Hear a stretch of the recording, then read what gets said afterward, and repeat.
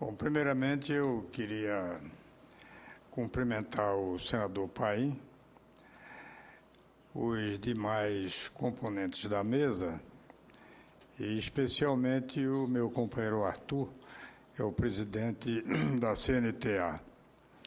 Cumprimentar os colegas dirigentes sindicais que estão aqui na plateia e todos que participam deste ato. Bem da verdade, eu gostaria inicialmente de dizer que não estamos devidamente preparados para discutir esse tema que tem causado tantas preocupações aos trabalhadores de um modo geral e às suas respectivas entidades.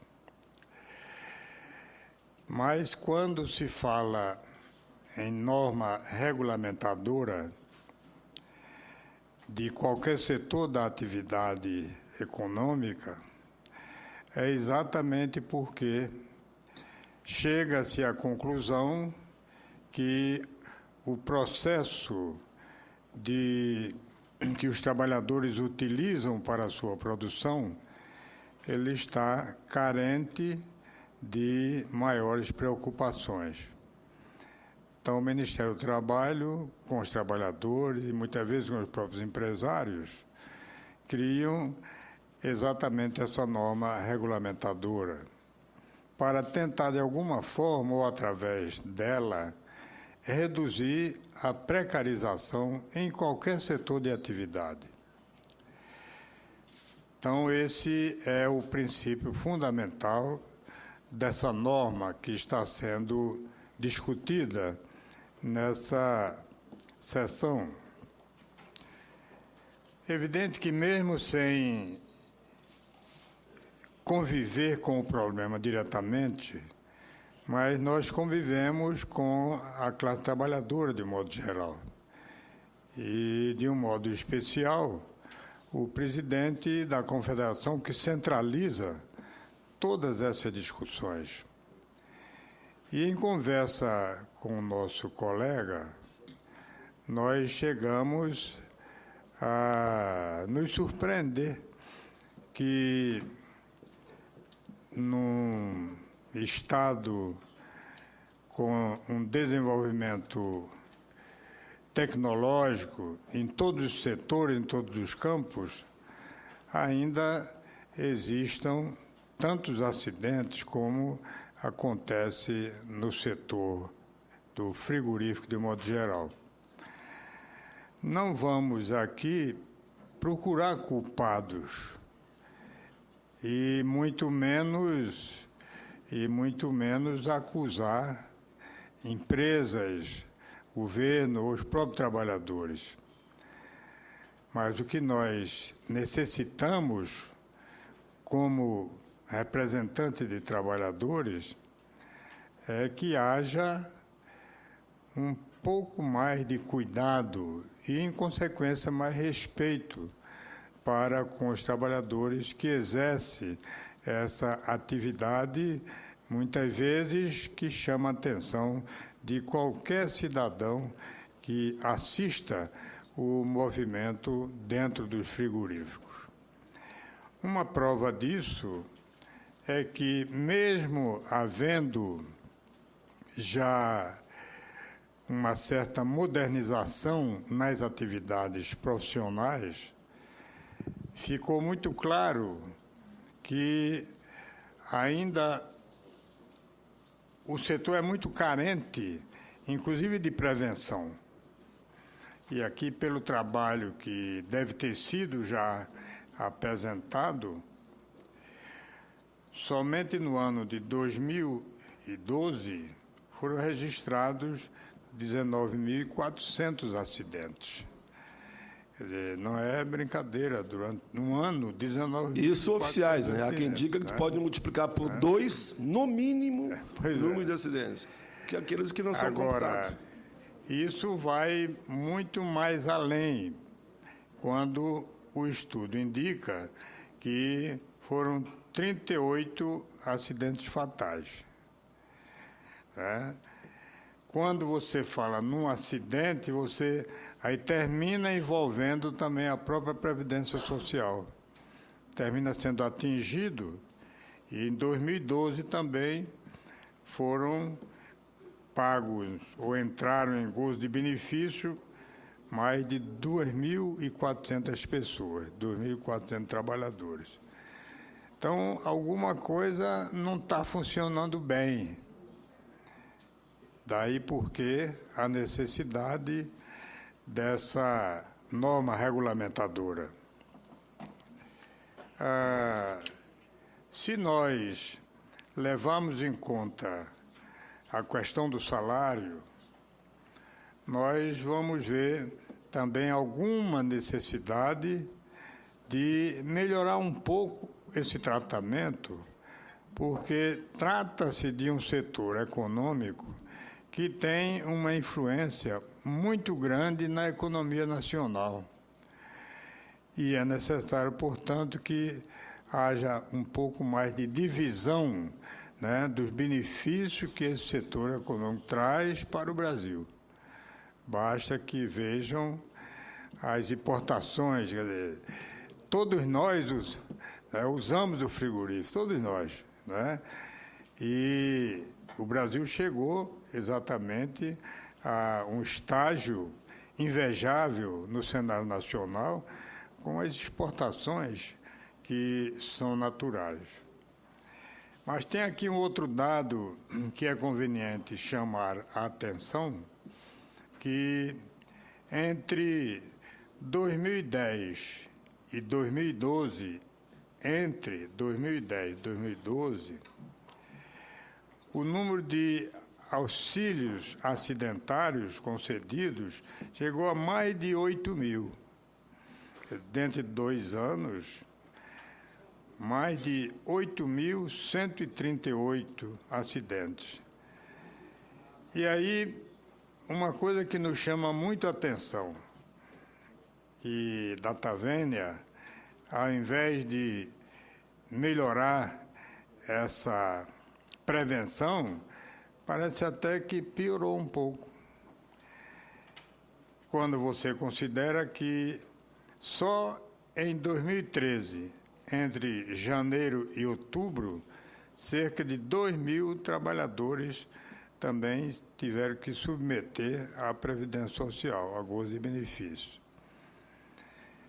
Então, sem querermos, como afirmamos no início, apontar culpados, porque geralmente quando se fala em culpados, se envolve os 3 setores envolve os trabalhadores, envolve os empresários, envolve o próprio governo, que muitas vezes não dispõe de um acompanhamento permanente, para não dizer uma fiscalização permanente.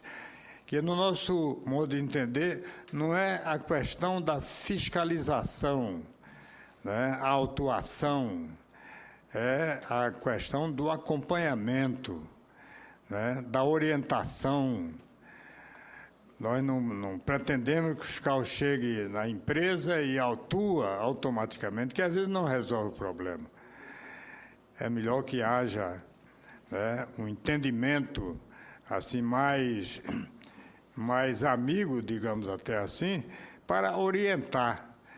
A primeira etapa da fiscalização, ela deve ser orientadora e não punitiva. Talvez até isso possa reduzir um pouco essa pressão toda, né, que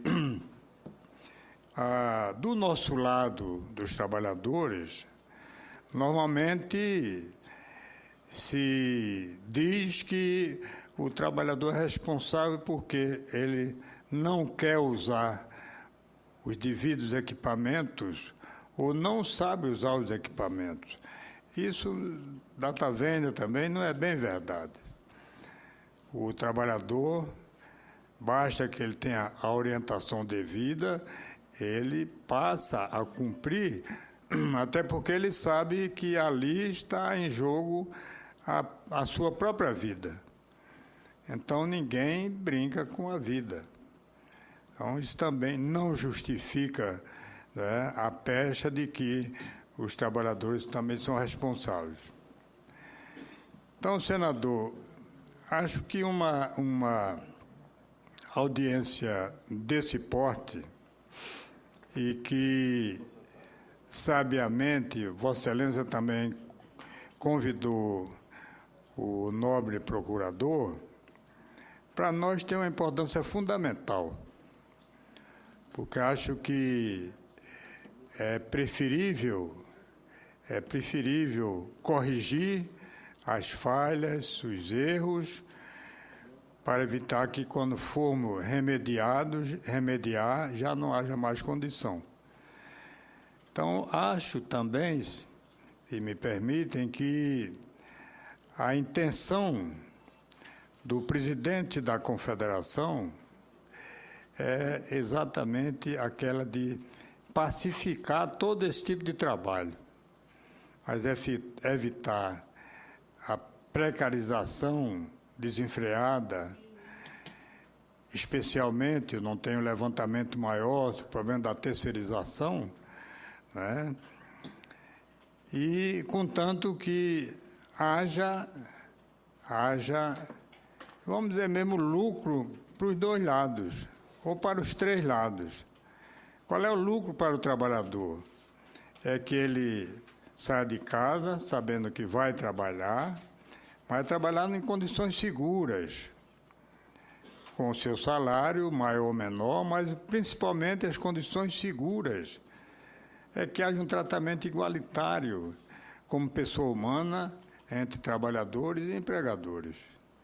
O empregador também entendo que ele deve querer o melhor, que se ele não tratar adequadamente os trabalhadores que produzem, ele também não terá o êxito, né, para o qual aquela determinada empresa foi constituída. Então, nós estamos aqui, né, como eu disse, sem ter conhecimento profundo do processo, mas estamos aqui na condição de, eu diria até de apaziguador, que isso também é missão da entidade sindical. Nós não queremos o mal da empresa absolutamente, porque se não tiver empresa, como é que nós vamos trabalhar? Nós queremos o bem, mas nós queremos que esse bem da empresa ele seja distribuído e reconhecido com aqueles que produzem para o crescimento da empresa, o crescimento da economia nacional e o crescimento da própria nação.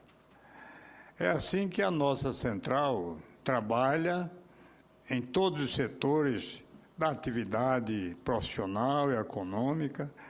É assim que nós orientamos o nosso pessoal, de primeiro esgotar todos os esforços possíveis e imagináveis antes de entrar em qualquer tipo de demanda.